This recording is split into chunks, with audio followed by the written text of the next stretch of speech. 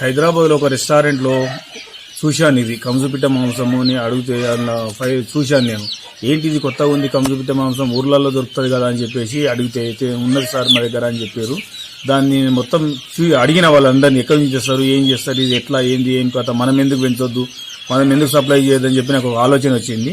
ఈసారి పోయి హ్యాచరీస్ దగ్గర నేను ఒక 2000 పిల్లలు తీసుకొచ్చిన. ఫస్ట్ తీసుకొచ్చి షెడ్ వేసి ఒక 2 లక్షలు పెట్టి షెడ్ వేసి తీసుకొచ్చి పెట్టి పెద్దగా చేసి నేను నేర్పించే ఇక్కడ తీసుకొని సప్లై చేసిన. మార్కెటింగ్ వాళ్ళకి చెప్తే వచ్చి తీసుకుపోతారు. హైదరాబాద్ లో మటుకు మంచిగా గిరాకీ ఉంది దీనికి. కంజుపిట్ట మాంసం అంటే చాలా బ్రహ్మాండంగా ఉంది.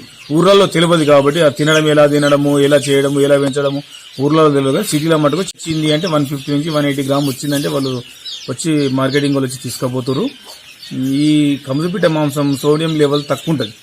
ఇది ఆరోగ్యానికి చాలా మంచిది. ఇది నేను ఎవరిని అడిగినా మటుకు బాగుంటుందని చెప్పారు. అయితే ఒకటి ఏంటంటే ఒక్కరోజు 1 డే చిక్కు తీసుకొస్తాం మేము. 1 డే చిక్కు నుంచి 45 రోజుల వరకు ఎలాంటి మెడిసిన్ వాడడం మేము. అసలే ఓన్లీ వాటర్, దానా, వీళ్ళ ఇవిడి కానీ 1% 1 రూపీ మెడిసిన్ కూడా వాడడం మేము. అసలే చాలా న్యాచురల్ గా తినిపించాలని చెప్పేసి మాకు ఒక కోరిక.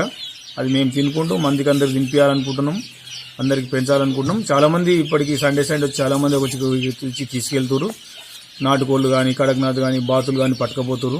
కాకపోతే ఏంటంటే ఈ షెడ్ వేయడానికి గవర్నమెంట్ ఒక ప్రోత్సహిస్తే మాకు 2 లక్షలు కానీ, 3 లక్షలు కానీ, ఒక 5 లక్షల వరకు ప్రోత్సహిస్తే షెడ్లు వేసి అందరికీ మంచిగా పొలాల కాడ వేసుకొని సైడ్ బిజినెస్ లెక్క చేసుకొని వ్యవసాయం చేసుకుంటూ ఇది నడిపించుకుంటాడు. కాబట్టి రైతులకు ఏమాత్రము ప్రాబ్లం ఉండదు. ఇది